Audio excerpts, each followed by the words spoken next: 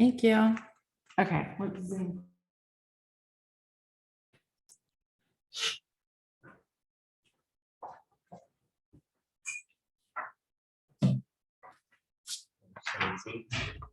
Page 17. There we go. We get that communicate in person. Okay, so trial closes. Right, so if you're working through a buyer consult, and so what you're telling me is that you're looking for 3 bedrooms, 2 baths, $500,000, and you're hoping to move into the home. You're hoping to have a home by the end of April, and it's probably too soon right now, but and you want to start looking tomorrow. Does that sound good to you? Right? Are they gonna say no? Right? Because they just told me all of these things, right? So Alex does that a lot. If it isn't a yes, then you need to return back until they say yes. Okay. So the trial close helps you prepare a lead for the final agreement to have a consult with you, trying to get them to that appointment, right? Assumptive closes, you make a statement based on the assumption that you're going to get the appointment. So for an example, before you made a listing appointment, you might say, I'll put together a complete report of market conditions in your price range to show you during the presentation. I just pretty much said, I'm doing this and we're meeting, right? Totally assuming. So we'll do that on Tuesday, right? Right? And then tie downs, that would be little phrases like, can't you, wouldn't it, isn't it? If we market your house right now, we should have an offer in less than a month. That would be terrific, wouldn't it? Alex says these all the time. If you're outside Alex's area, that's a good place to be to hear and understand how he talks to get a listing. All right. Respond quickly. So number 9, return your calls quickly. I think we know that, right? Everybody knows. They talk about having that IVR system that does the pre-calling. I look, they're still using those today. I think more teams are using those, or ISAs or OSAs are working on those types of systems.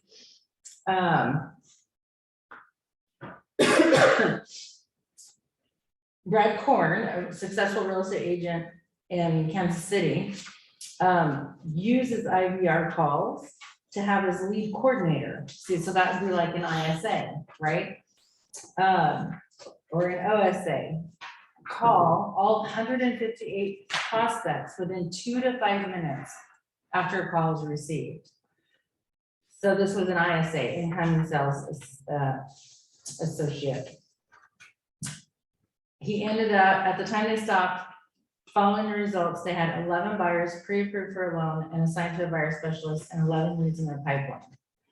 So it's just a really quick way of like plugging in. You have either your system's already set up and it's dialing until someone answers and moves on to the next one, right? Just kind of does that. They're not as well received right now because of all the do not call, right? Even if you, even if the system is calling and they're on the do not call registry, you can still get tagged for calling someone that you shouldn't be calling. So I think that's why a lot of people aren't using it as much anymore. Communicate in person. That's just flat out what you do. Getting the most from internet inquiries. Okay, myth, internet inquiries aren't any good. Truth, they're not any worse than traditional inquiries, they're just different, right? We know no matter what type of lead you get, whether it's from your direct mail, from an ad that you might, because think about it, we used to do ads in newspapers, right? In magazines. It's the same thing as doing an ad on the internet. It gets out, it gets more expensive. It gets out there, it gets out in front of a whole bunch of people and someone's gonna call you on it, right? So it's the same thing.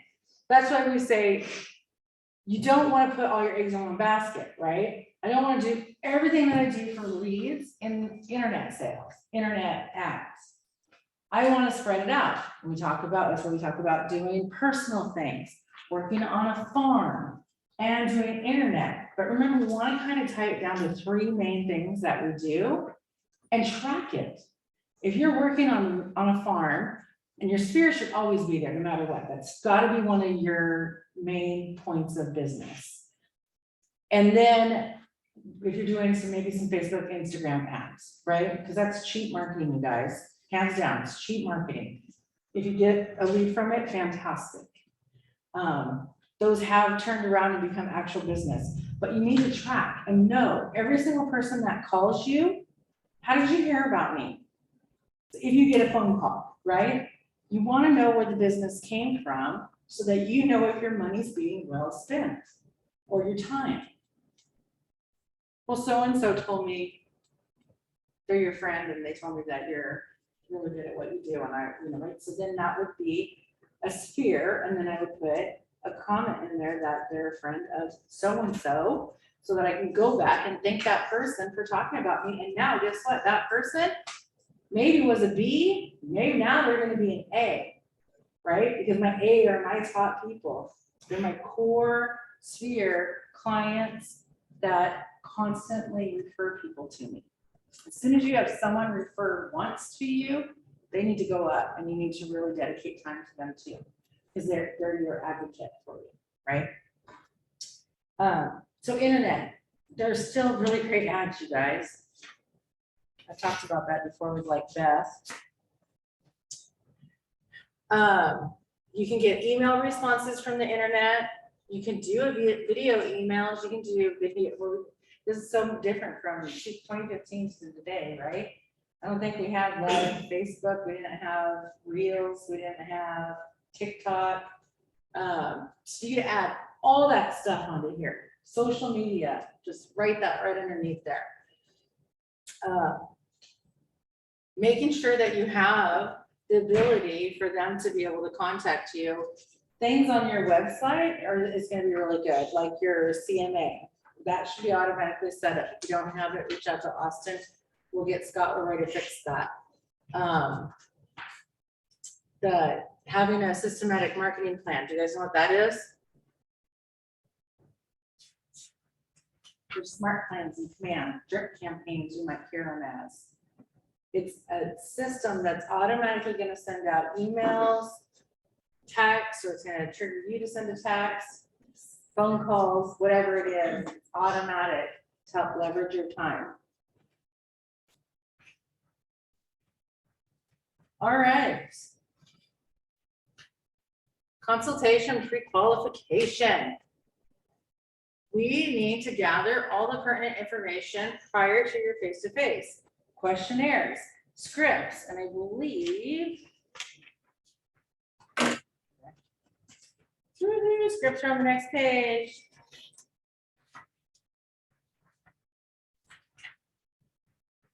So here's some scripts for you to have. And then there's buyer scripts for questions to ask. But we also have those sheets. And I always like going back to those sheets because sheets are easy. But you should also read through the scripts because you want to make sure that you understand what we need to say, right? We don't want to read it word for word, but we want to understand what type of responses that they might say that we need to answer to. So, how did the seller find you? Someone wants to read some of these? Anyway? Hey, how did the seller find you? The very first one, right? These are ways that you could ask them.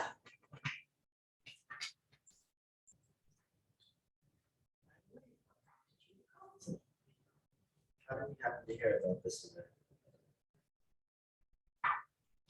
Right? Yeah. So, yeah. Right? Mm-hmm.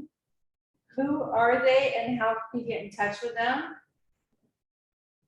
People are hesitant to give you the name and phone number, right? So how are we going to get it? I love this one. Phone. Huh? Phone. Off your phone? Hack your phone? You can do that. Do you have an app for that? Right here, I'd be happy to give you an estimate of what your home is worth today. Could you please give me your address? You can do it right there, you guys. So fast and so easy. I could just give you a quick estimate and then I'll follow up and check it out later. But let's just take a look. Yeah. You probably already checked out your home on Zillow. Let's see how accurate it actually is. Give me your address. I'll go back and do a full detailed one and give you a better value for your home, right? The motivation for selling. This is kind of getting down deep. What type of questions could you be asking, right? This stuff you're gonna ask if you're calling a FISBO, if someone calls you, if someone you're somewhere, a family friend says, hey, we're thinking about moving. Why? Why are you moving? Do you not like your house? Did you get a job transfer? Are you moving out of state? Right? When do you have to be out of your house? If you're a renter, that's a really good question. When's your lease up? I haven't pulled out on my own kids. When does your lease renew? Let's look at the timetable and let's go backwards. You want to be out before it renews so that you don't have to wait a whole nother year and pay more. So if your lease renews February, we need to go, you need time to move. So let's go at least 2 weeks, right? And then let's go 45 days to close, especially in today's market. So we want to win, maybe we need to go longer. And then we need time to find a house. So we needed to move by February 1st. We started looking in October. We went pending in November. We closed in December because we actually asked for a longer close. Got it. Not because they needed it. Gave them time to have repairs done to their home in order before they moved in, right? So if you know all the things, you have to know their timeline so that you can figure out when's the best time to start. Because people will go, oh, well, we're gonna do it in the spring. Okay, why the spring? Like, and what month to you is spring? Right? A good point. Because some people think spring is May. Some people think it's March. My husband will argue with you and tell you. But you need to know, like, what does that mean to you? If you want to list in March or in the spring, when is that? Why is that?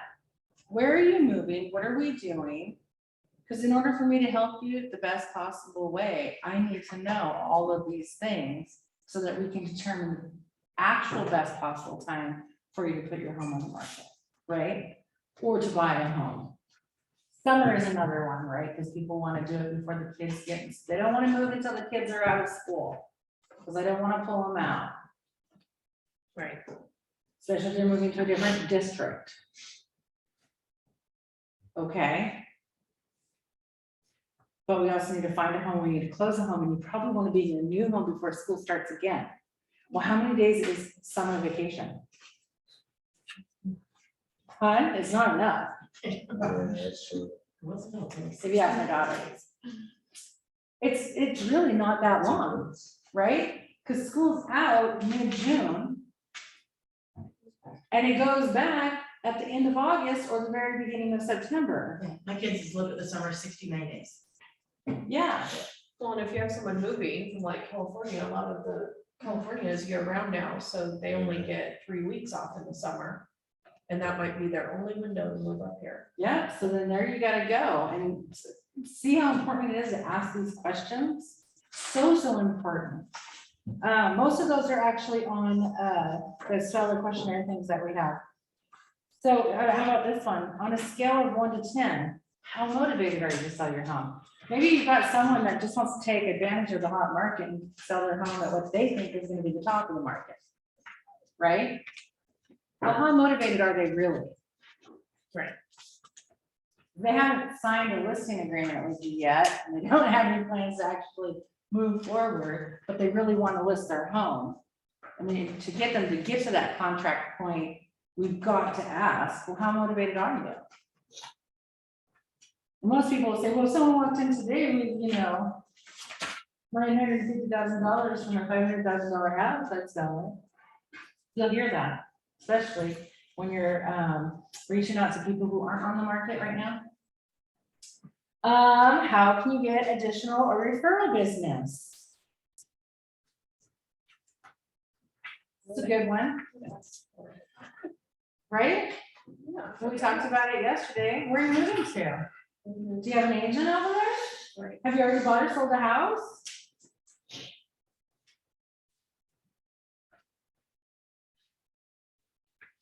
If they are moving, you say, I know some terrific agents in South Carolina. Would you like me to recommend someone to you? How do you know? How do I find some agents in South Carolina? We go on KW command, and there's agent to agent referrals in there. We knew that yesterday. Yeah, I'll give you a pamphlet. Oh, it's not in there, because it was, these are pre-command. Yeah. But you have access to every agent. So you research, you look, you find, right? We got another personality before we can come up with an agent that'll work the best. That would be terrific for them, right? How marketable is the home? Right now in today's market, if it's a decent home at a decent price, it doesn't have to be a decent home. It could be a fixer-upper, right? And you're gonna get top dollar for it, no matter what. But normally you'd be asking, right? You want to know. Most of the time, I'm finding most of the homes here are like 3 bedrooms, 2.5 baths, right? And they're all 2 stories. Not all. I always over exaggerate. But it seems like every house is 3 bedrooms, 2.5 baths, and they're 2 stories. There's no masters on the main, right? So think about that. If you come across a house that has 4 bedrooms, 3 bathrooms, master on the main, how marketable is that home compared to the rest of the homes that are being built? Super marketable. I think so, especially to a certain market. I think it'd be more likely to get more offers than a 4-bedroom, 3-bath, 2-story home. Because it's so rare, right? And everybody, and there I go exaggerating again, everybody is gonna need a master on the main at some time in their life, right? I'm ready for one now. At certain ages, our bones start hurting. Stairs suck, especially when you have injuries. Parents get ill, need to come and live with you, right? So think about that. That should be also a part of where they might fall when you're doing a CMA in the scale of pricing. Every house out there is 3 bedrooms, 2.5 baths. They're all gonna go around the same price. If I got one that's unique and different, even if it's maybe a little dated or not as new as the other ones, and probably not, because Portland's scrunching up lot sizes.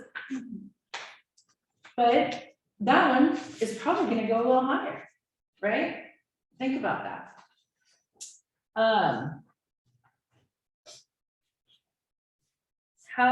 What's the seller's financial situation?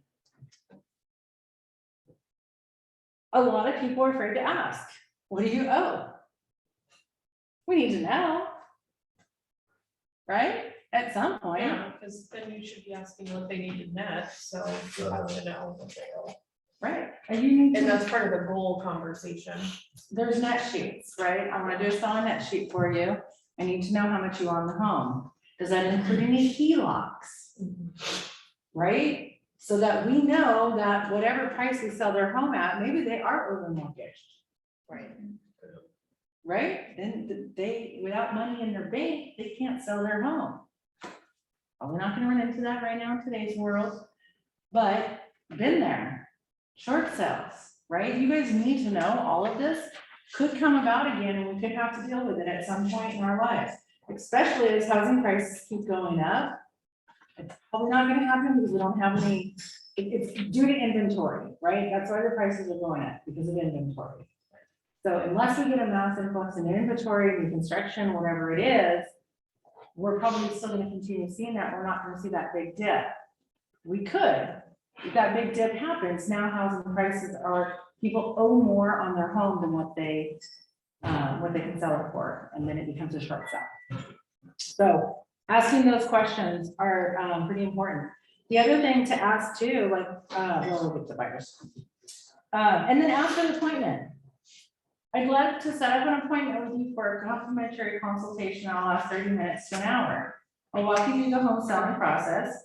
You can provide all of your expectations and your goals, and you'll have an opportunity to learn about what I offer so we can get your home sold. Would Wednesday at 2 or Thursday at 4 be better for you? Some people think that's a bit aggressive, but I think it's better to give them 2 dates and 2 times. Plus, it also doesn't give, if I would have said,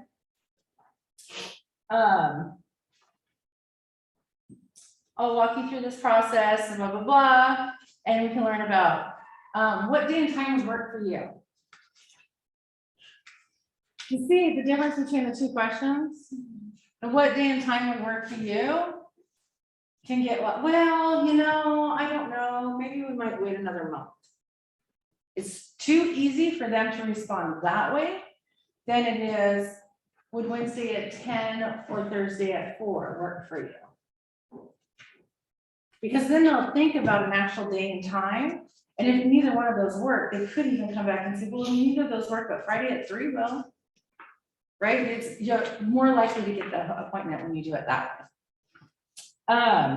Or you could say, when would be a good time for us to come out and look at your home and do a proper market analysis for you?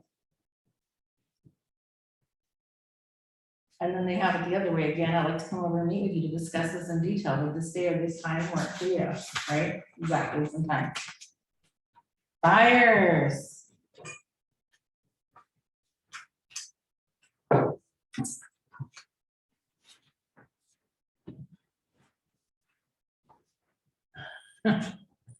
Forgot to click. They don't even have the questions up there. All right. Questions to ask your buyers. So your first contact with the buyers is typically a phone call or it's an open house, right? The most important goal is to get their name and their phone number so you can put them in your database and follow up with them. And you want to set up an appointment to sit down and talk to them about a buyer consult. So let's think about how we can get that information from them. So who are they and how can I get in touch with them? A serious home buyer is receptive to working with you and will give you a name and phone number with no problem. However, not everybody wants to give out their information, right? You could have people call you and say, well, I just want to know what the price of that home is. Happens all the time. You could just be that agent that just says, well, it's $550. Okay, thanks, bye. Right? And then you're like, oh, It happens. So you gotta work around that.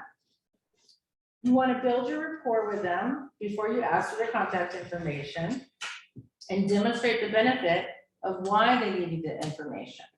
Okay. So I'd like to give you some information about real deals on the market right now. Maybe I might phrase that a little bit, right? These are starter scripts. This is just to give you an idea of what type of questions and responses that you might get and how we can change them to make it ours. So what do you think right now would be very beneficial? Are Alta's reports something that you recommend sending like to buyers? You can, I would send them like the PDF, Okay. not the link to it. Okay. Yeah, And where? you have to sign up for them with Austin Okay. on the kwppagents.com website. Okay. Under resources, because he has to go into our Altus account and sign you up, and then you'll get an email. Thank you. And then when you get the email, you get the email every single week. Here's what's happening in whatever city you tell them to give you. And you can, that's just a link to get you to the web page, and then you can change to any zip code or city you want. So maybe for today, I would say, you know, homes are selling really fast right now. I would love to get you set up on an automatic email. As soon as the home hits the market, you're notified. Does that what's sound? your name and email? Yeah, How does that sound? Oh my gosh, that'd be great. Okay, I need your name, full name. Yeah. I need your phone number, I need your email. Right? So that right now is the best way to get that information with regards to that. You should also find out, what's the best way to get in touch with you? How, do you respond better to phone calls, text, or emails? Most people are probably gonna say text, depending on age group, right? But if people are working, maybe a quick text. So if I see one, we're both gonna get these automatic emails. And if I see one I think that fits your needs and, I get the agent notes on it, and I see that there's a deadline or whatever, I can contact you immediately and say, hey, let's look at this home. Right? So would it be best if I called you on that, or would it be best if I text you, or should I just email you? Right? Then you've got that, it's all on that information sheet. That one question, the person was calling in, I'd like to get some information about the market, that's great, what's the best way to get in touch, email, great. First let me get your name and then your email. By the way, I'm Tanya, who am I speaking with, right? Nice to meet you. Joe, what's your last name? Try to get the information. Does it go on? Once you have the person's name, use it. You've got to call them out by their name. If you don't do it, you need to do it at least 7 times for it to stick in your head, you know that? Every word. You want to learn a new word? Use it 7 times. And then it'll stick. So, phone call. My name is Megan. Hi, Megan, it's great to meet you. Do you have a spouse? That's great, Megan. When did you meet? Right? So you just gotta keep on using their name in the sentence. You guys know, right?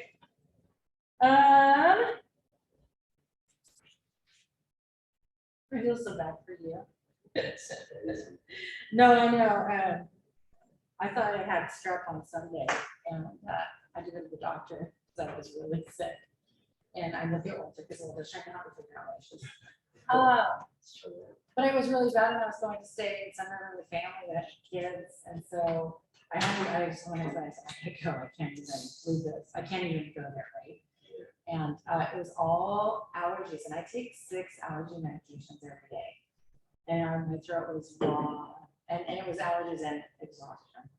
But a week at Sun River, not Sun River, at Bend was worth it. So I'm not coughing as much. I'm also on medication though. That numbs my throat.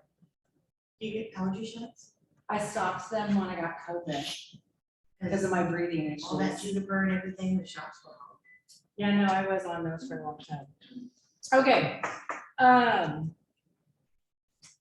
Okay, so this one, she may let the caller know that she needs to, she has someone on the other line. This is a good way to get a phone number. Yeah, I got someone on the other, I'm just need a minute to finish my other phone call. Can I please get your name and number and call you right back? I guess you could do that, right? And then repeat it. Anytime they give you a phone number, make sure you repeat it, right? Because they could give you the wrong number. If they give you the wrong number, is it contact or lead? False information, right? Don't have true contact information, it's not a real lead. Does the buyer already have a relationship with a real estate agent? So, here we go. Has an agent already taken you out and shown you properties?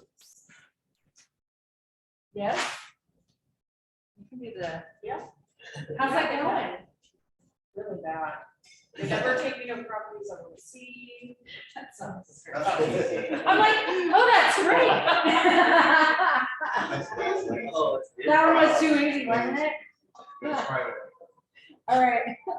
Has an agent already taken you out and shown you properties? Yes, How's that they're doing going? okay, but they're a really good friend of mine, so I'm kind of having to use them.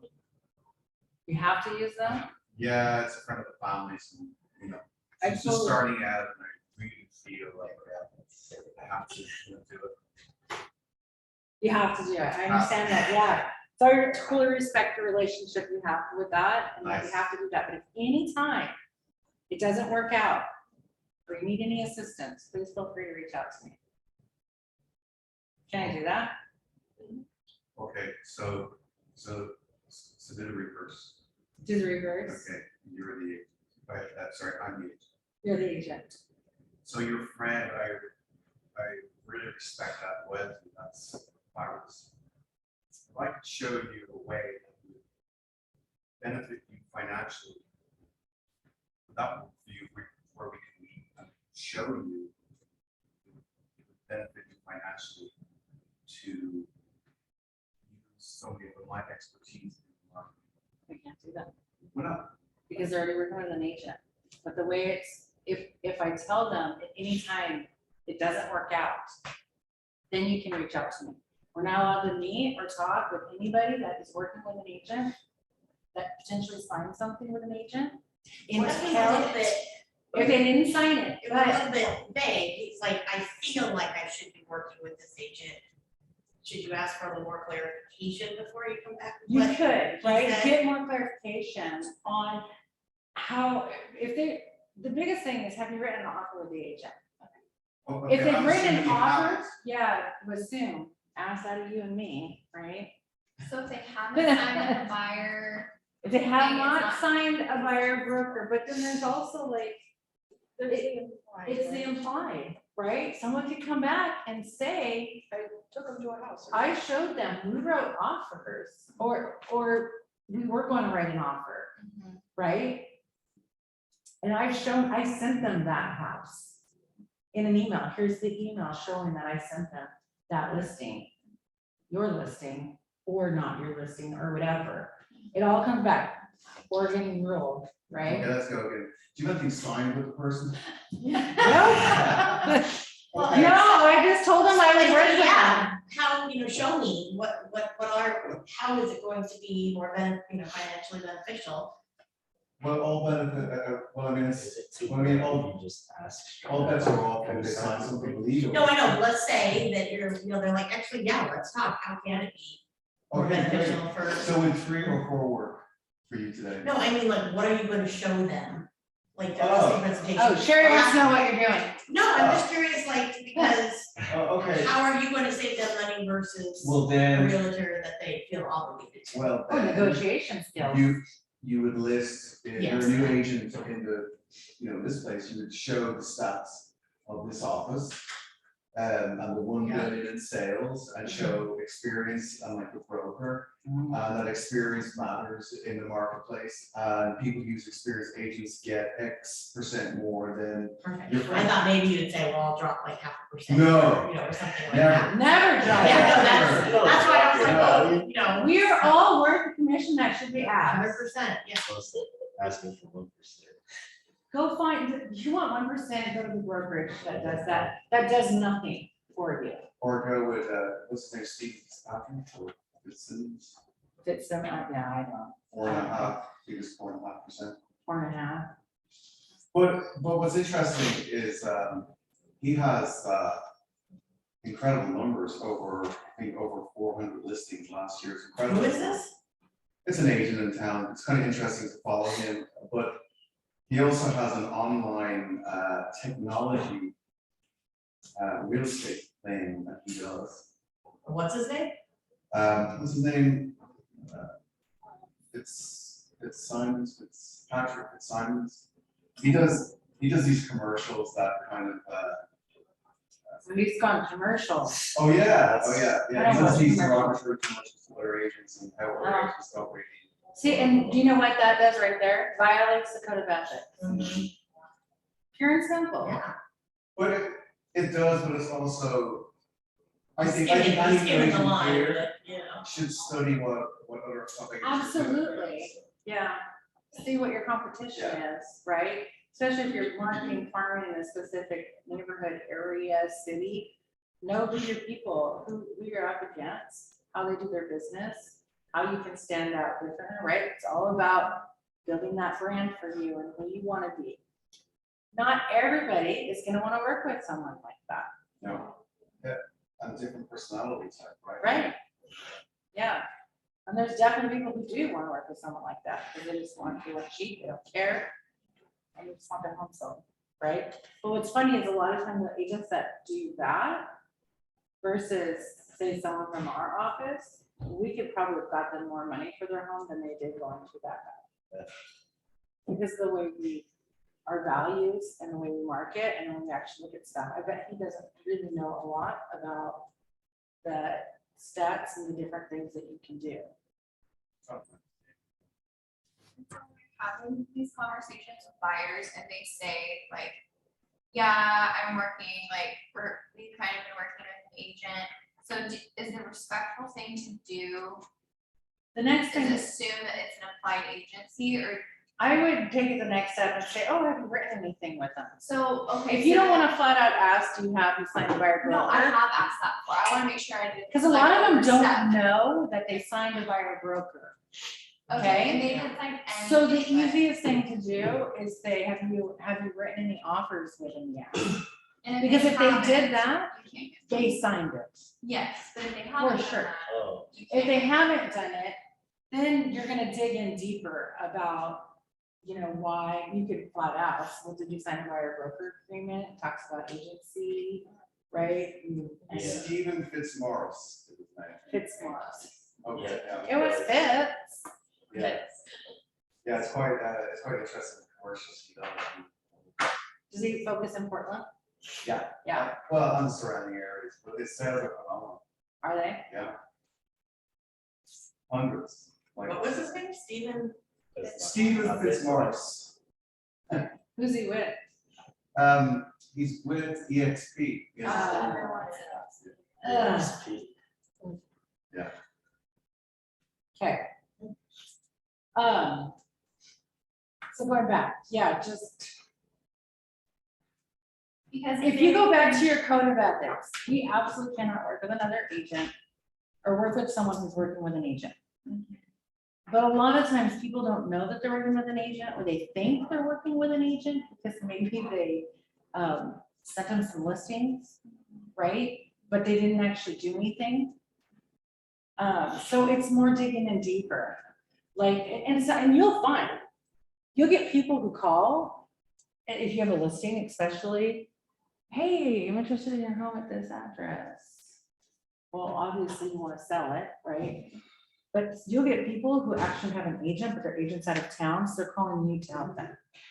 And then they're gonna have their agent write the offer.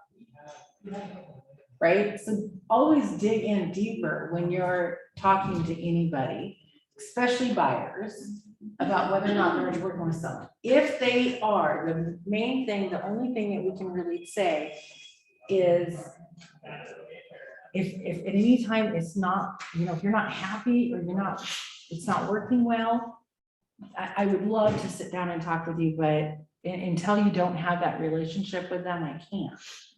Out of respect and per our code of ethics. Yeah. But if they come out and they ask you, then it's completely different, right? They do need to end their contract if they have one. But a buyer, it comes back to soliciting. Are we soliciting them to work with us, or are they soliciting us to work with them? And like with open houses, I feel like it's so tough to, That fine line. We're basically soliciting them. yeah. Right? and- Yeah, Maybe. so. We're hosting an open house Uh-huh. to drive people to us so that we can talk to them. And if agents don't go with their client to the open house. Which like, some I would don't. Never, and yeah, I would never let my buyer go to an open house without me. Yeah. Because, but then when they do. And they will. But they're going to. Yeah. They will, Yeah, absolutely. That's like as Hands down. the open house agent, you have to be so. Is there anything against? So then you giving as- out your information at an open house if, you know, like. You can still let them fire if your information's on it. If you have a client, a buyer, that's gonna go and do open houses, and they will, so automatically assume every single buyer that I have is gonna go look at open houses without me, because they don't wanna waste my time. Even though they know that that's your job, right? You're gonna set that expectation up with them right away. Okay, in your buyer consult, first thing, if you go to any open houses without me, which is fine, but it's, you know, we should probably go look at them separately. instead of at the open house, you have more private time to yourself or whatever, right? But if you decide that you're ever gonna go to an open house without me as your agent, then you need to let every single person that you talk to know that you already have an agent. Yes, I signed an agreement to work with them, and I will not use you. Right? And just have them end it. And then you don't have to worry about it. Because most agents that are doing open houses, some of them will say, well, if you want to write an offer on this house, you have to use me. Some will just be that, yeah, right? That's not true. And you can just sit down and pre-warn your people. You might run into an agent that will say this. It's not true.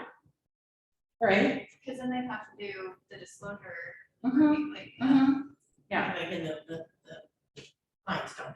they don't know. Even if Always have to you're- remember, they don't know anything that we know, right? So our job is to educate them, prepare them, and let them know, yes, I have an agent, her name is Megan, and we're working with her. And yes, we signed something. And you should. Technically, before you even go show anybody a property, you don't have to have them sign a buyer broker agreement, but you damn well better sit down and go over the agency and have them sign the agency disclosure. Now they signed something. Doesn't mean it was a buyer broker that says I'm gonna work with you, but it explained my relationship with them. And you better let them know, because it also states on there whether or not you can show two buyers the same house. Right. Because that's gonna happen. And if you have one buyer that says no, you can't show another one of your buyers the same house that I'm interested in, or you can't write an offer on a house that I'm writing an offer on, which I would highly tell you not to do that anyway, so Kelly, we don't do that, okay? We refer that, one of them off to someone, with two people looking to write an offer on the same house, we refer someone to write an offer, and we both write offers, and whichever one of those pending, and we get the client back, right? It's just to help write the offer. We pay them a fee to help write the offer. Okay? So, but that's on the agreement. You gotta know that before you work with people. So, okay. What's for the next one? Oh, here you go. 2 questions to ask. You wanna know who's living in the house, right? It's a good way to ask who's living in a house without saying, so how many kids you got? I mean, you could, but what if they have in-laws, right? Now I know I need to look for a house that has an in-law ADU, a master on the main, or some way for an elderly person to come in and out. Where is the buyer in the home search process? You will get people who have gone online and they've done the calculator to figure out how much they can afford. And now they know. But do they know? Absolutely not. They have an idea. I know how much money I want to spend on a payment. And I know how much money I make. So I'm gonna go into the calculator, see if it falls into the payment that I want based on house prices, or they have the backwards ones, whatever. And you'll get buyers that says, yeah, we really want to get a 4-bedroom, 3-bath. We want to be in the $500,000 to $600,000 range, and we can buy that much. What's the very next thing that we should do? Have you talked to a lender yet? No? Fantastic. We definitely want to do that before we start going and looking at homes, just in case. I always like, you guys know I'm blunt, right? I just have to be flat out. It's so much easier to look at higher price homes than it is to go look at lower price homes. I don't want you falling in love with homes that are in that 5 to 6 if we only qualify for the 4 to 5. Right? You can find your own way of saying it, but I'm flat out if they're not pre-qualified. Because it takes more than just saying, this is how much money I make, and this is how much I can afford. Because even if they're paying that much for rent, doesn't mean they financially can afford it with a loan, right? So, you also want to know, when do you need to be in it? What happens if you can't find a house? What happens if we lose out on all our offers right? And then, super important, because you know they've all looked before they've even gone to an agent. Have you seen any homes that you like? Yes. Yes, I have. What was it that you liked about it, right? Even if it's out of their price range, what was it about that home that they really, really liked? Because then that's gonna give you a better idea of what type of property they need, what type of property that they're gonna fall in love with, and maybe even whether or not it's doable. Then we have to have that hard conversation that what they desire and dream for, they're not financially capable of doing that, right? And what's their motivation for buying? Mr. and Mrs. Buyer, out of curiosity, I'm interested to know why you're buying. What's prompting your move?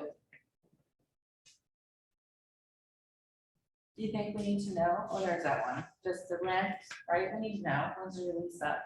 If anyone's renting, you want to know that right away, because that's going to determine their timeline, hands down. Oh my gosh, are we going into that? Yeah. You guys want to read through these scripts or no? Does the buyer need to sell the home in order to buy the next one? This is a good one. Let's do this one. Page 36. Someone be an agent, someone be a buyer. Ooh, Walter Waffle. I'll be a buyer. You gonna be the buyer? Who wants to be my agent?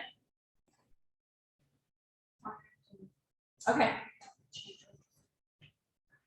Anyone? Megan? I'm calling people out. Okay. Do you need to sell your current home before you buy the next one? You know what, we actually do. Have you talked to the real estate agent about selling your current home? No, we haven't really. We just wanted to see what's available before we decide if we're really gonna move. That's fine. Do you want me to read the whole thing? I'm ready. Okay, let's do it. No, actually, That's let's fine. stop real quick. Okay. Because who thinks that this right here is gonna be something you're gonna hear a lot, Yes. Yeah, especially right now, Yeah. right? people are undecided. Well, it's that we wanna see what's available, because they know inventory is low. Yeah. They might have got our marketing material that said inventory is low, list your house now, right? So they're gonna be asking, or looking and saying, seeing if it's even feasible that they might find a replacement home, because if they're not gonna find a replacement home, they're not gonna list, right? So yeah, I do want you to read that, agent. That's fine, I understand, and let me walk through the home buying process. If we were to go out and look at houses tomorrow, and you found the perfect house, and you told me you wanted to make an offer on it, subject to the sale of your house. With the market the way it is, in all likelihood, the seller would not accept your contingency, because your house isn't at least under contract. So an important thing we need to think about is, if we go out looking at houses, you have to realize you're only doing it really to see what you can get. You're not looking for the specific house, which can sometimes get kind of frustrating, because if you do find the perfect home, chances are you can't get it. You see, you're not ready yet in terms of having a house under contract. If we look at a couple houses and you realize you can't find what you're looking for, we really need to focus on getting your home sold. That is actually really, really good for today's market. Probably not in all those words, but pretty close, right? You can skim it down, you can like memorize, but it's so true, right? Because that's what people do. They want to go look and see, is there even something out there? And then it's so low of an inventory right now that they do find the perfect house and they can't get the offer because no one will accept a contingent when it hasn't even hit the market yet, even though they sell really fast. They're gonna get bought out by 20 other offers before you get to that one. So then, now they lost the home that they didn't know that they were gonna find that they absolutely love, and guess what just happened? We're never gonna find another home like it. And now you lost a buy, you lost a sell, right? So having that conversation right up front, sitting down, figure out, what can we do? What are all your options available for you to list your home now? We've got the 60-day market that we can rent back. In today's world, that's pretty fantastic. Is there a likelihood that you can't find your property? We don't need to go look at them, but we could look online. We can get a good idea of what potentially is out there. What can you settle with, right? If we don't find that perfect home in that 60 days, would you be happy with it? Do you have an alternative living space? Can you rent something, right? So it all comes back to how bad do you want to sell the house that you want to sell? What is that driving force? Right? Yes. That pretty much. That summed it up. So, agent, keep going. Okay. Once your house is sold, you'll be able to negotiate much better on your house because we're a more desirable buyer. Let's set up a time for me to take a look at your house so I can help you figure out how to move ahead. Right? Perfect. This script, today's world. Know what all the options are. We talk about it all the time. Talk to a lender too, right? Sometimes people can still be in their home and they can do different type, not necessarily there's bridge loan, but then there's other loan programs like Josh has, where they can buy before they sell, right? So there's that option if it's available for them. So you want to look at every possible option, and that's a really good thing to sit down with the seller. I'd love to come and take a look at your home. Let's figure out what the market is like for it, if there's anything that we need to do before you can even list the property. And then we're going to discuss all the potential options that you have available to find your home that you want, right? And obviously, if we look at buyers with how many times they've lost and then finally found a home, there's more than one home out there, right? Sometimes people, as you guys go out and you start showing people homes, they'll be like, oh, this home is great. And they're walking through it. Oh, we could probably settle with this one. Settle. Yeah. Right? In today's market, maybe we need to write an offer on every single house that we have, right? But they find then that whole list of everything they said they wanted and they needed isn't actually all true, because they'll be like, well, I really love where it's at and the park next door, you know, whatever it is that really makes, even though, but you told me you needed to have an open floor plan and this doesn't have that. Are you gonna be okay living in this home? You know what? Yeah, because we really like having that park behind the house, right? Or whatever it is. So that's where we also have to like counsel them and dig in deeper on what their actual needs are. Financing. We need to know, right? What type of financing are they thinking about? What type of loan program are they going to be using? How much down do you have? Do you have your down payment? Are you anticipating on asking for seller closing costs? Because that doesn't happen today. Right? So going through that whole scenario would be really good as well. And then digging deeper on the lender, right? Know the difference between the pre-qualification and the pre-approval. There's also like the fully underwritten, or just even underwritten, okay? That means they've turned in every single document. The underwriter has gone, they've contacted the employer, they have employment verification. All they're waiting for is the property to be the final approval, which is fully underwritten, okay? That type of a buyer stands out and could beat out a cash buyer because they've already turned everything in. Having conversations with the lender, even if it's someone that, what are they doing?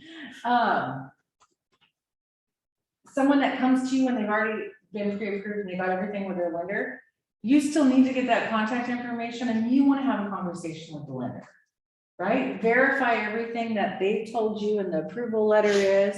Talk about the their down payment expectations, their payment, what the estimated closing costs and taxes are. Like, you need to be on the same page as the buyers, right? And then you also want to make sure that that lender is willing and able to take a phone call from the agent of the home that we're writing an offer on.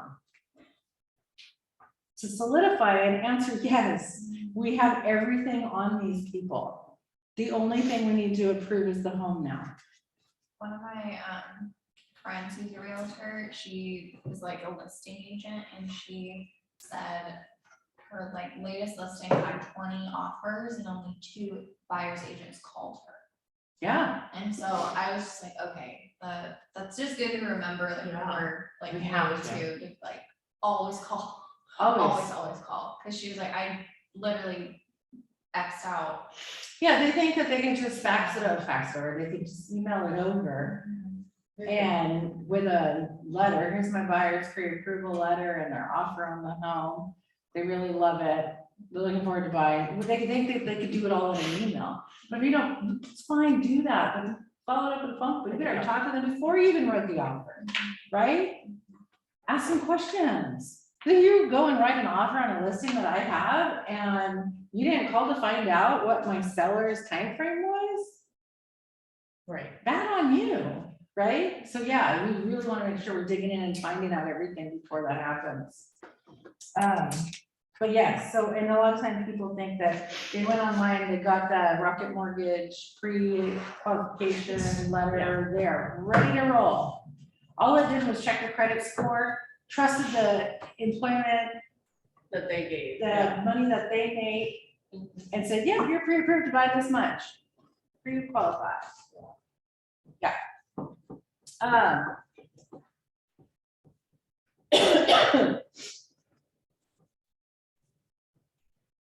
Let's see, which one? Oh, really good one. Find out if anyone has influence over the buyer when they're purchasing the home. If you've got,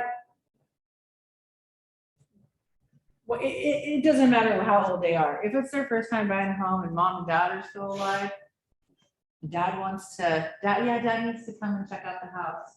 Dad's gonna come for the inspection. Whoa, stop. Try not to let that happen. They'll ruin the deal every single time because they know everything that they need to know. They're protecting their child. I mean, you still can't, you can't say no, they can't come to it, but knowing ahead of time, hey, is there anyone that needs to be a part of the home buying process here? Because then you can have better responses and the ability to react to if they come on a showing of a home, if they come to the inspection of a home, how am I going to handle dad and mom, right?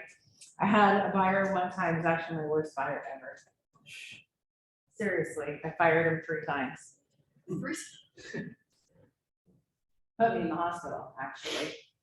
Okay, now I need the full story. Oh, it was great, it was great. He was from Canada, and him and his dad were contractors in Canada, and dad came down too. And they were buying a spec home. Do we know what a spec home is? Spec home is a new construction home that the builder has designed, figured everything out, and the only thing that they were supposed to be able to change in the home was the paint colors and the flooring.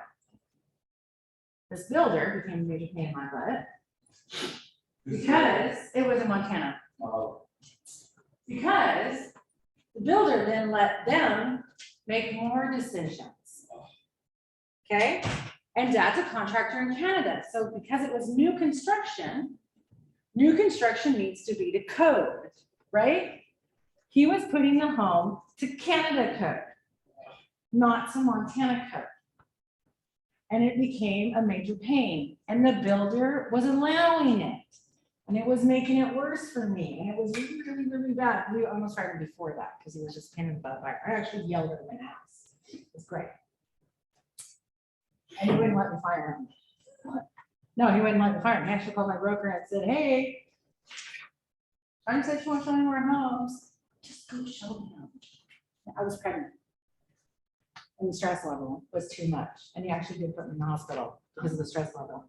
But it was dad with his code reminding the son that the home needs to be built like this, right? You're gonna get the same thing with dads and young kids and, you know, whatever it is, a parent is gonna know more and wanna help their child, and they could really mess up a deal. But it got all the way down. We actually made it to closing. And in Montana, we always went to the home before we signed, okay? We did a walkthrough. Apparently, they don't do that here as much, which is crazy, but we do the walkthrough, and then we go meet at the title company and we sign. So we go to the home to do a walkthrough, and the builder gave them a roll of blue tape to mark anything that was wrong so that it could be fixed. Any rolls of tape? He was walking around, and the texture on the walls was the type that had just like little tiny bumps, or, like flat ones, but it had all different, it was that spray orange peel like stuff. So anything that was too big, he put a piece of tape on it. And he was taping so many things, and I'm looking at the clock going, our signing is in like 20 minutes, and it's across town, which is only like 10 minutes, but still, right? So finally I said to him, why don't you take that roll of blue tape, wrap it around this whole damn house and not buy the damn thing? Our closing's in 15 minutes. I'll see you at the title company. I need some more words than that. But that's what I told him to do. And I walked out. I went down to my title company, to my escrow officer of choice. He showed up. He signed everything, he bought his house. After the closing, my escrow officer tells me, she goes, "Ooh, he's crazy." Like crazy. I said, she goes, "Now I know why you went in the hospital." Yeah, horrible. You're all gonna have a horrible story with client, but that is like how bad it can be. So do you think we need to know if anyone is gonna be involved in the home buying process? No go take. Yeah. Those Canadians. Scam Canadian. Well, it takes all types, right? Mhm. I mean. No, I mean, you can have anybody that can come in, right? Yeah, And exactly. if you have someone that bought a home 20 years ago, and they're looking at, I even did it, I wasn't that bad, but my son's buying a home here, bless you. And it was a 1972 home. Bless you. Thank you, sorry. You're gonna make it. Man, Maybe. Did you take anything? yeah, I would be best. Okay. He bought a 1972 condo. It only had 2 owners in it, and the lady was in her 80s. Yeah. Nothing was done, and I'm like, "Oh, this is your first home. Are you sure you want to buy it?" Inspection came back, and I was tearing it apart. Bomb. Yeah. Right? I sat down with it and I went through it. And I'm thinking mom view. Can they afford to do all these maintenance? I knew it was all maintenance stuff. There was nothing that really, there's only a few things we needed to ask for, but I'm looking at it from a mom's viewpoint. Can my kids afford to repaint the entire place, re-carpet, re-flooring, light fixture, like everything, you guys? The kitchen needs to be completely redone. Can my kids afford to do this? So when I had my kids come in, and we sat down, and I talked about it with my husband. He's like, "Well, it's all the house." I said, "Yeah." So I had my son come in, and I said, "There's a lot of stuff on here." And my kid, he goes, "Yeah, Mom, I know, we can handle it." Right? So even you as a realtor can still be in that mode, but think of it, as someone who's not a realtor, a parent coming in with a child and seeing all that stuff and thinking this is their first home. We have lots of old homes here that stuff can maintenance, right? It's all maintenance or a complete remodel. So mom used her strength to help this morning. Aww. Minus taxes.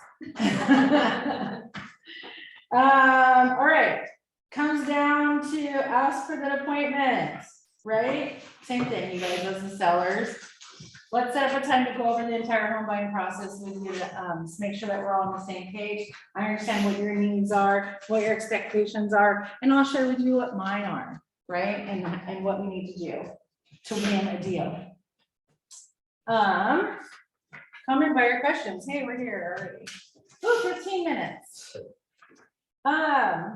So let's do some of these. I want you guys to read some of these. I want a buyer and I want an agent, please. Which page are you on? How much is it cost? Page 41. Okay, thanks. I got that. Jason's the buyer. Yeah,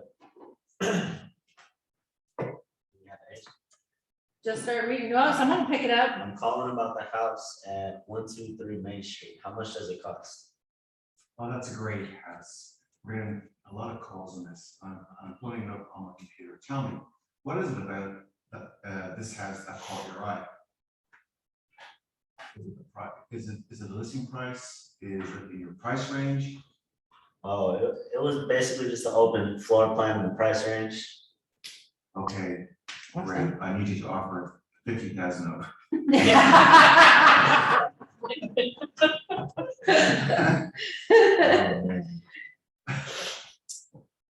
Someone else, next one. How big is the house? What size are you looking for? The house is listed as 1,200 square feet upstairs and 800 down. Oh, I was actually looking for something a little bit bigger than that. That doesn't make sense.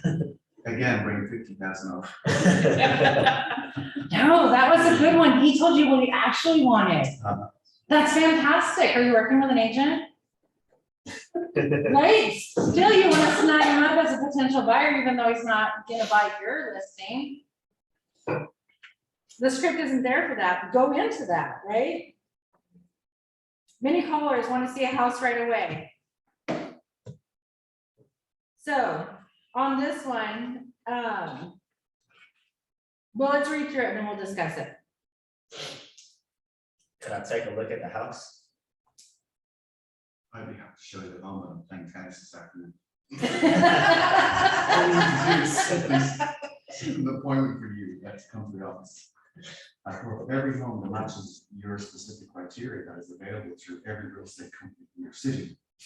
And download the colored pictures and virtual tours. So you can view them on the screen in my office. You can take your time to drive by them or spend your money on gas driving through neighborhoods. And what do you want to do? Save that time and money? Don't you wait for a response. Of Great. course. So what's the best time for you to buy a home with me? Weekdays or weekends? Whoa, this guy's pretty aggressive, Yeah. So you need to come here and you need to look at all that. Whoa. Alternate approach. Yeah. Alternate approach. There you go, Walter. Or let's, Okay, I'd be happy to show you the house to make sure we won't be wasting your time. Let's get together and talk to a lender to be sure we don't fall in love with a house we can't afford to buy. no, that's a perfect line. That's a great line, right? We'll sit down, we'll talk about the home buying process. We'll go over everything that you're looking for. So we're not just looking at one home, maybe we can pull up a couple of them. I'm gonna have a lender meet with us too, okay? Yeah, Right? Yeah. that's a good strategy. I like that. And then, you know, people will call and say, the next one. Megan, Are we on? 42. Where is it? Oh. It's in the IPOC area. Is that an area you are considering? Right? Well, no, not really, actually. But that was like a big, where the hell would they ask that question? Maybe in the old days, in print ads, but we still had addresses. But digging in deeper, right, is the whole point of it. So, okay. And this one, because it's like scripts on it, they don't know the address of the property, or I'd like to drive by and see the house, can you give me the address? That's pretty, addresses are out there nowadays, so I don't think that's even a situation, right? How about schools? How does it figure out that? The rating for the school. The rating for the school? You can send them to like great schools or just look at different, there's a couple different places you can look for ratings for, like you can put Google Oregon.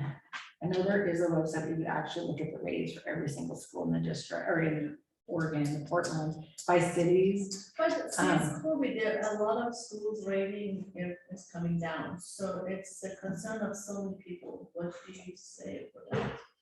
Well, our job is just to send them to places to go research it themselves, okay? Perhaps, you know, it is maybe a public or private school a better option for you, right? We have plenty of private schools and we have public schools. And there's From my own charters, experience, there's charters. there's online schools now. There's so many things right now that they have the option for.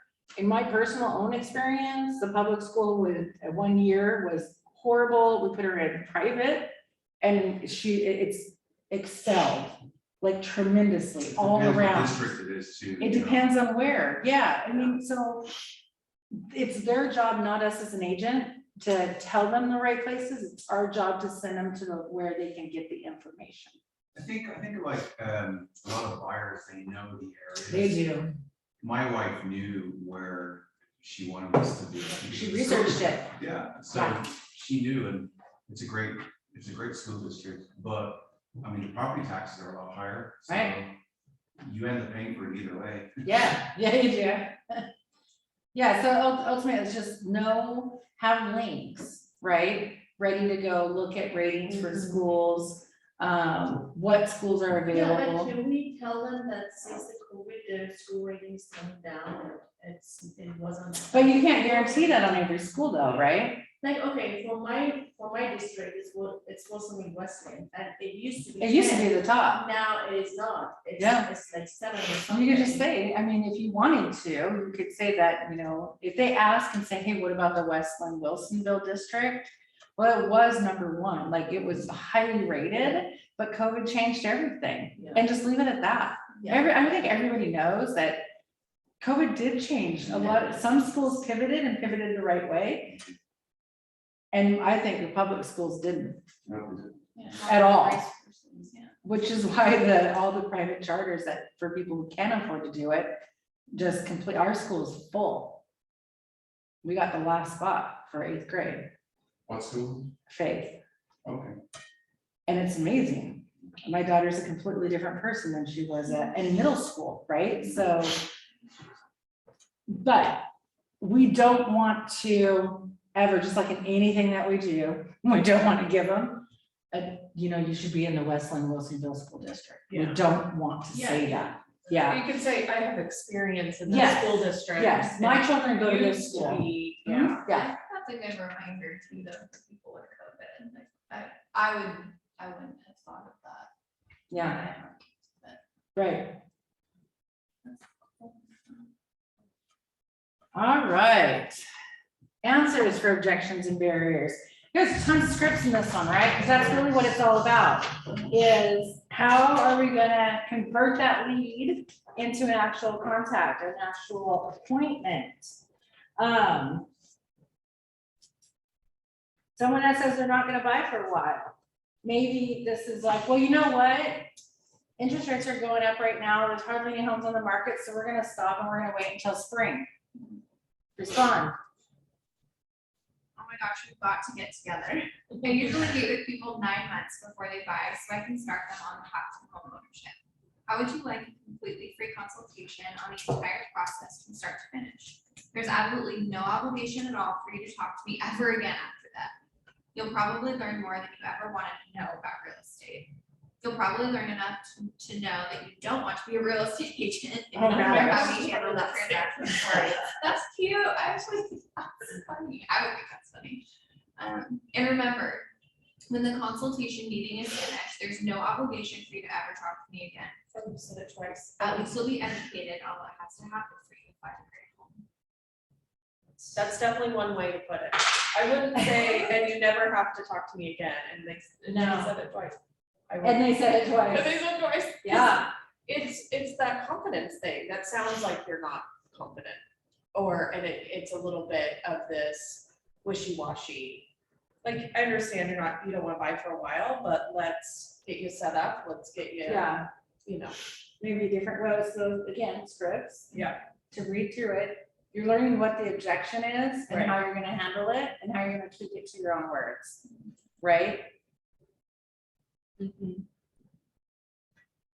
Would anyone else read that one differently? A little differently. All right, I'm in a lease, I'm not ready. I appreciate the call, my lease doesn't expire for months, call back. Most time they'll go click, so you won't have a chance to respond. Exactly. Right? But what if they didn't say click? Now is a good time to start looking. In most cases, 30 days have passed by the time an offer is written, negotiated, accepted, the inspection completed, and the title and insurance ordered. You don't want to wait until the last minute to look. You'll need time to move and pack. I suggest starting the process 3 or 4 months before your moving date. Right? And then I would say, I think I would change that a little bit to say, no problem, I totally understand that your lease doesn't expire for a few months. Now's a good time to start looking. And let me get your contact information, and then also then going into like, here's kind of the timeline. And when do you have to move? Months is 9 months, 2 months? Yeah. Right? Yeah.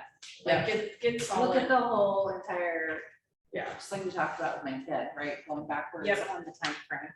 To have more. Yeah, yeah, the next one, I'm in a lease, what is your goal at the end of the lease, to move, or do you have the option to extend without a penalty on a month-to-month basis? Oh, that's a good one. Right? Yeah, there's a penalty. Yep, so now is the time to get prepared, right? We're just looking. Oh, so yeah, I have to confess, I was a looky loo for about 6 years. Whoa. Yeah. I'm a looky Will with the timeline, and I'll end up buying 6 months later.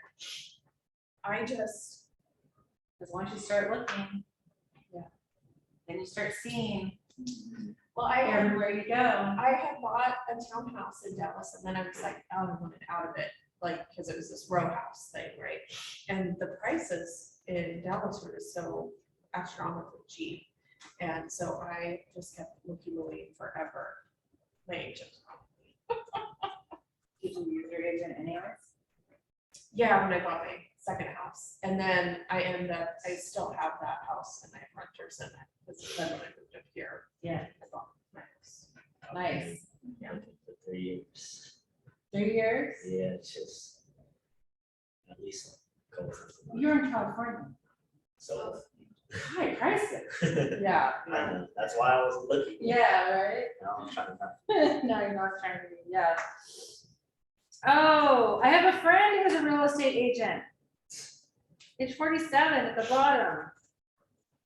Everyone probably knows like half a dozen real estate. Yep, there's a script.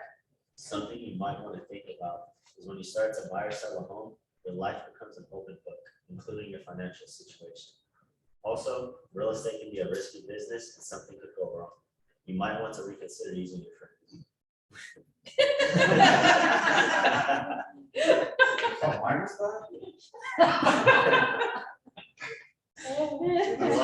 that? That seems mean. Well, Uh, but some people don't want their friends or their family all up in their biz, right? Yeah, they don't want them to know the Yeah. financial situation. So you could probably word it better. Yeah. Okay. We plan on selling our home, but not until we fix it up. Call us back then. Well, we got a good one for that, right, ladies and gentlemen?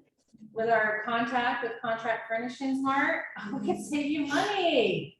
I can tell you what you actually need to do and what you don't need to do, Yeah. right? In every market, like Cricket said today, every market is a little bit different. Everything that you would need to fix up your home in 2018 is not what you need to fix up your home today to get top dollar. And we could also discuss, inflation, Mhm. where, I mean, anybody needs a Home Depot like this.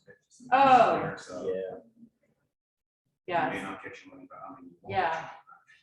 I saw lumber prices are finally starting to dip a little bit. My brother-in-law is a lumber broker, so anytime you go to get wood, just go thanks Billy, okay? Ah, I told him, I said, I can't remember what it was like, time flies, but when the prices really jacked up, was that last year? Then Yes. last year? Yeah. I wanted to build a deck. Oh, yeah, Oh, yeah. forget it. Yeah, no, I went to my, did you remember the memes that went out, where it was like a pile of wood and what it cost? Mm-hmm. And then now that same price gets you one piece of wood. I called my brother-in-law, thanks Billy, I can't build a deck now. Yeah. Because he gets lumber from Europe and brings it, sells it to the East Coast. And then, right? So, I have a quick question on Yeah. the glow lighting. Yes. I know we talked about the process, but do you remember, or do you know where we can find the discount? the person, no, the discount varies on product. Oh, and that's why they have to come look, got it, okay. Yeah, everything, even at Contract Furnishings Mart, it's based on product. So Yeah. the But we lighting do is get the it, same. the big thing is, on lighting, it's based on product, right? At Contract Furnishings Mart, it's contractor builder pricing, and we get a discount.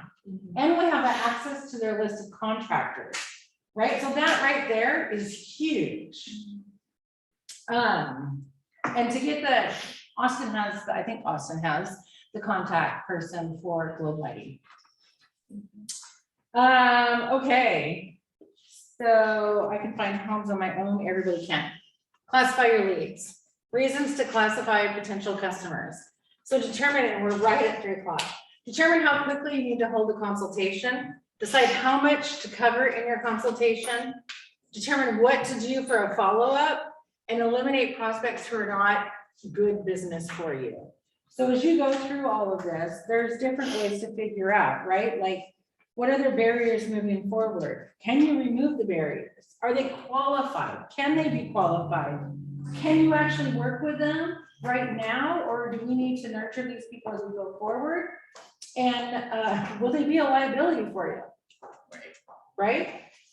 Like I said, that client that I had, I tried to fire him 3 times. If someone is not a person that you actually are working well with, or that there's people, even our agents here, that have said, I can't help these people. Maybe it's their ethic, maybe it's the way they're responding. We had an agent who called me one weekend, and he's like, Tanya, I don't know what to do with this person. They're not listening. They're not doing, they're wanting me to write offers that are ridiculous, even though I've had conversations about it. And I can't handle them anymore. Let's refer them to someone else. Someone will take them, right? So if you ever run into someone, either you can just fire them and get rid of them, or you can say, you know what, this isn't working. I do have another agent in my office who would love to help you out. Okay, do that. Skimming through this. Potential customers to avoid. Well, there you go. Let's look at these, shall we? Oh, no, this is putting it all together. There. No. Sellers who fixate on commission and not the value. Right, it's just selling ourselves properly. Some people say, well, no matter what, I don't want to list it for less than 4%. Well, you need to determine whether or not that 4% is worth your time, right? You can say yes if you want to say yes, but you have to remember, you've got to be competitive on the buy side. You better be giving up at least 2 to 2.5% to the buyer agent, which is then you're just cutting it out of your pocket, right? So it comes back to show the value in what they get for listing with you. Sellers who are unreasonable about price. It's a big one, you guys. Sellers are seeing properties, we did this last year in July to December. Homes are going $50,000, $100,000 over list price, okay? So the home was listed at $500,000. Actually, I was doing a bunch of them. They were selling at $475,000, between $450,000 and $475,000. Those homes were closing last July at about $500,000 to $550,000. $100,000 over on a $450,000 house. Then sellers are seeing this, right? So then the listing agent would go to a seller because they want to sell a home. And when you do the CMA, it's showing that the home should be around that $475,000 to $500,000. However, the seller says, well, you know, that one and that one sold for this much money. And so then they were listing their house at that much. And then they were only getting 1 or 2 offers, if that. And it wasn't driving because they listed at the highest point of the driving, right? So it's all about listing. So if you've got someone that says, well, I don't want to, the home comes in on your CMA between maybe $450,000 to $500,000, and they say, well, I'm going to list at $550,000 because That house down the street sold for that. It doesn't say that that's what we should be at. You gotta have that conversation, right? If they won't listen and they won't respond to what you're saying, then it's your choice to say, well, then I'm not gonna list with you. Right. Or some people will say, okay, that's fine. We can list it at that price, but if it doesn't sell in the first 2 weeks, we need to lower it. Yeah. But then that triggers the next thing in the buyer. If you're listed a home and you had to lower the price in today's market, what is the buyer now gonna do? What's the wrong with that? Or they're gonna wanna write even lower. Yeah. They might even wanna, so say we listed at $550 with the exception that if it didn't sell in 2 weeks, we're lowering it to $500,000. Now the buyers are coming in at $475,000. When in fact, if the seller would have actually listened to you, this is the kind of stuff you gotta talk about, right? Right.